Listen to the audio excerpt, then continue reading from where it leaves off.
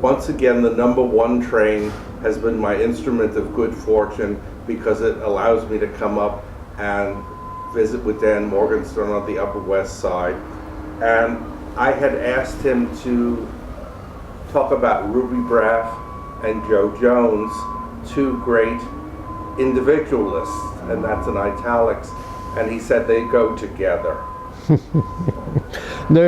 Both of them were eccentric, and you know, they worked together. I think John Hammond recorded them together, but well,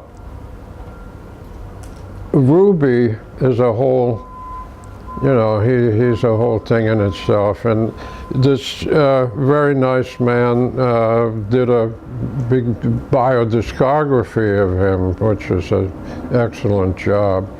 And I first encountered him in Boston when I was at Brandeis, so he was a Boston boy. And at that time, it wasn't long after, this is 1953, so it wasn't too long after he had been discovered, I think. But at that time, he was still friendly with George Wein, who was also one of the people. But you know, Ruby eventually had a falling out with almost everybody who was connected with him. John Hammond, who was a big sponsor of his, and later on, I guess he was a regular at Dick Gibson's jazz party, but then he had a falling out with Dick, and you know, it was sort of par for the course with him. One person he did not have a falling out with, and who was very good to him and very understanding of him, was Matt Domber, who was a, you know, beautiful man. He was just so, you know, he was dedicated to jazz, and he understood Ruby, who was not that easy to understand. Two people I know very well had close connection with Ruby, Jack Bradley and Lawrence Schoenberg. Both of them attempted to manage Ruby at different times and were eventually not successful in, you know, having a sustained relationship with him.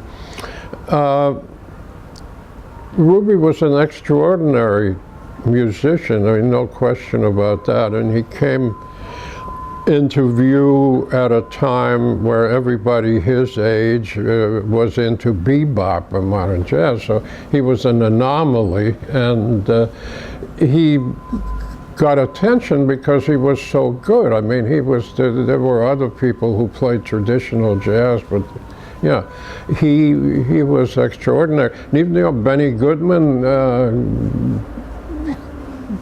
caught on to him, and I think maybe, you know, that stuff we did with Benny, with the big band recreation, that's among his best things, you know, so it's peculiar that Benny is another one, you know, is another difficult person, but they apparently, he absolutely admired Benny. He frequently said that Benny was, you know, the greatest clarinetist and one of the greatest musicians he'd ever encountered.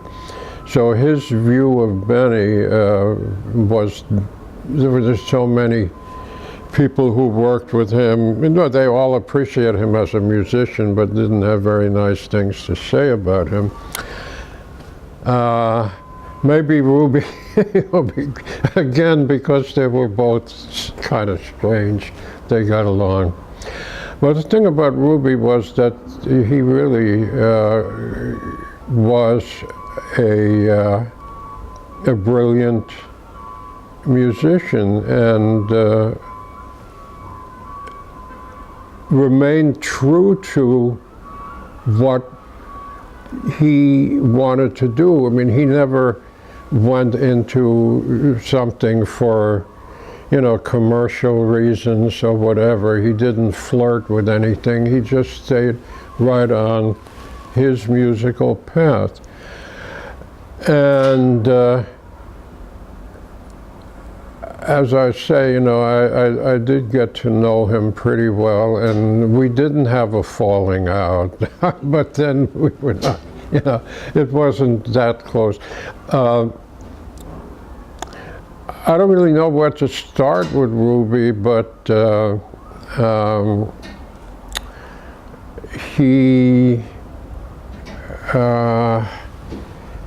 got to know him. He had a very nice musical companion whom he had a falling out with eventually. Sammy Margolis was a great tenor player. I really liked his tenor playing. And I guess the first time I saw Ruby live would probably have been at Storyville. I'm sorry about that, but I don't think there's much we can do about it. It's the heat coming up.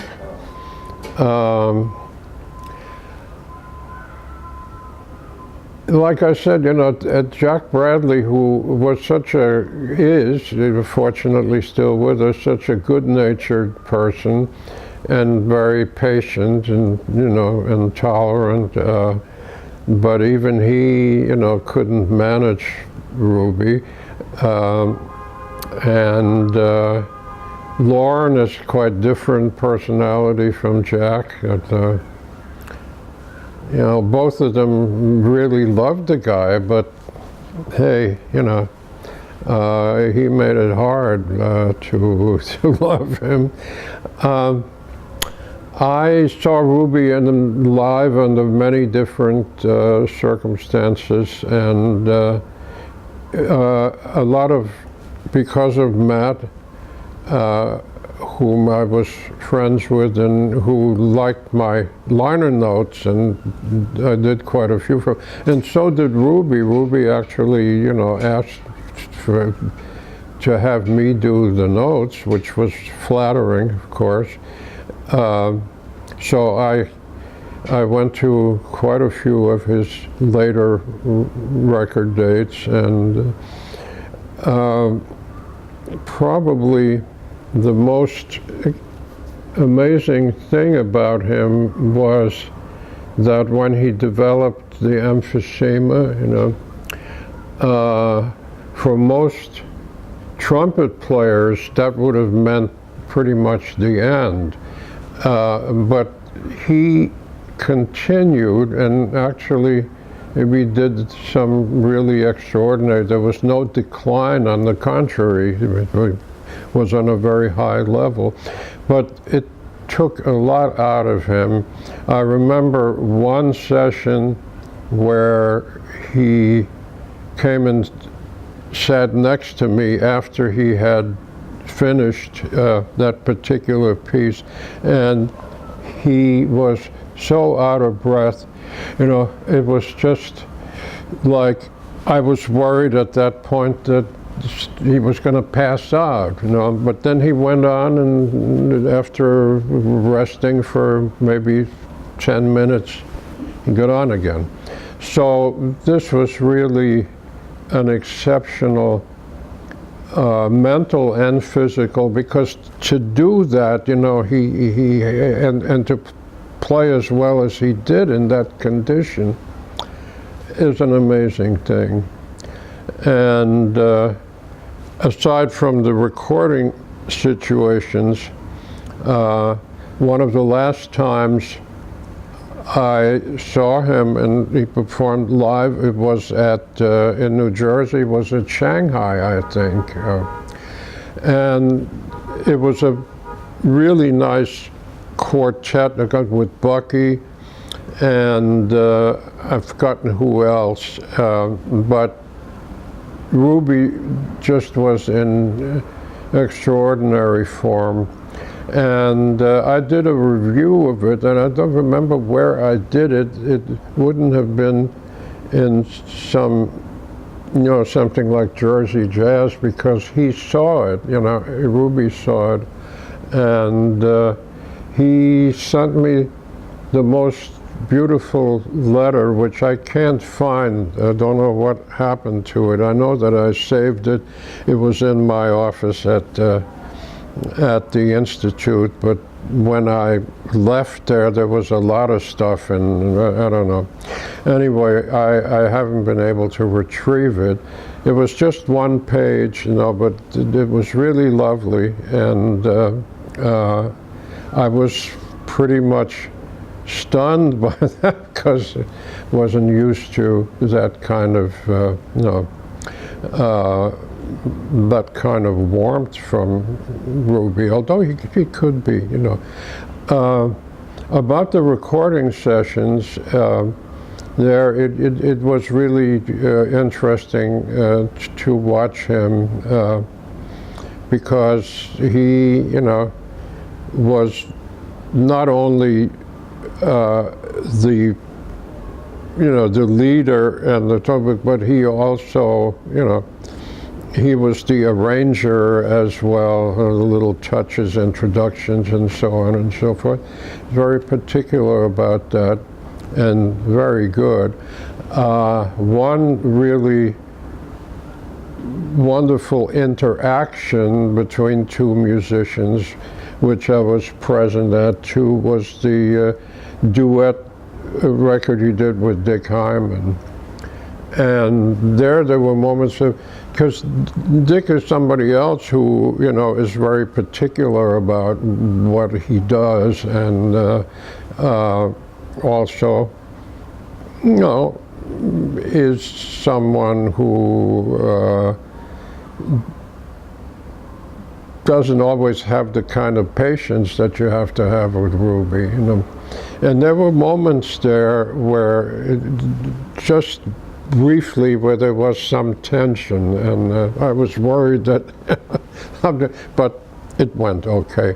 But that was an amazing thing because of the musical communication between the two of them. It was just a pleasure to watch that. And I eventually did the notes for it, so, I remember it well. So he could be extraordinary, and he was probably more at ease in the recording studio than he was when he was playing live, because there was always some thing that could, get on his nerves, whether it was somebody in the audience who was misbehaving, making noise or whatever, or something that would happen on the bandstand.